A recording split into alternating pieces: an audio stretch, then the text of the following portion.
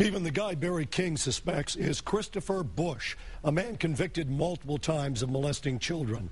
Bush has been dead for more than 30 years, but after scouring thousands of pages of police records, Barry King is more convinced than ever that Bush had a hand in his son's murder.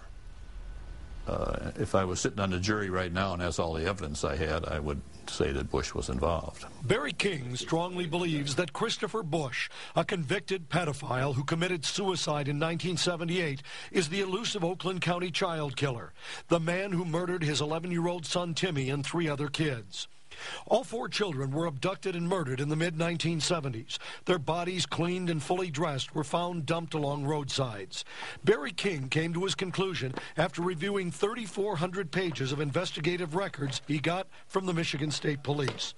Police tried to keep the records secret, but King got them under court order through a Freedom of Information lawsuit. I did not find anything in the 3,400 pages which would have absolved Christopher Bush, and I found some corroborating evidence that I was unaware of until I went through it, which makes me more and more suspicious that Christopher Bush was involved in my son's killing. Christopher Bush was the son of a prominent General Motors executive.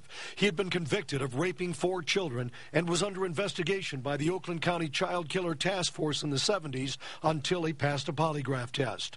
King says he suspects there was a cover-up in the case because records that police told him no longer existed were later given to him by third parties. I'm surprised that looking at this case when Christopher Bush has been dead for over 30 years, why everybody seems to think he's got more rights than my family or the family of those other children. The police records say kids who were molested by Bush and his partner Gregory Green told police the 2 men would drive them around and have them lure kids closer to the car by talking to them.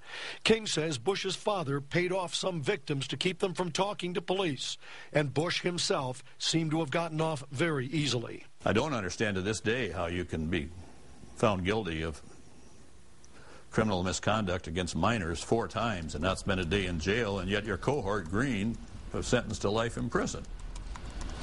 Captain Harold Love from the Michigan State Police declined to comment on the release of these records. He says leads are still being followed in the Oakland County child killer case, but he won't say whether the Christopher Bush lead is among those they are pursuing. Stephen.